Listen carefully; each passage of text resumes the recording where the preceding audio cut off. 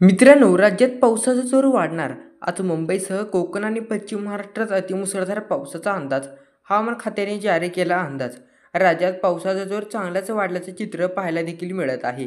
अनेक ठिकाणी पावसामुळे जनजीवन देखील विस्कळीत झालेले आहे, तर नदी नाले दुथडी भरून वाहत आहेत. धरणांच्या पाणीसाठ्यात वाढ होत असल्याने शेतकऱ्यांच्या चेहऱ्यावर समाधान पाहायला मिळत आहे. तर या भागात पडणार आज मुसळधार पाऊस.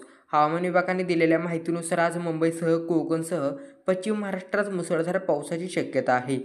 आज रायगड आणि सातारा या दोन जिल्ह्यांना पावसाचा रेड अलर्ट जारी करण्यात आलेला आहे.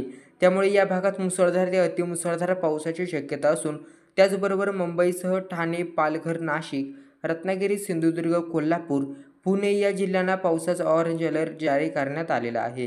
तर उत्तर महाराष्ट्रात आज पावसाचा येलो अलर्ट जारी करण्यात आलेला आहे. त्याचबरोबर विदर्भातील चंद्रपूर, नागपूर, वाशिम आणि अमरावती या जिल्ह्यांना पावसाचा येलो अलर्ट जारी करण्यात आलेला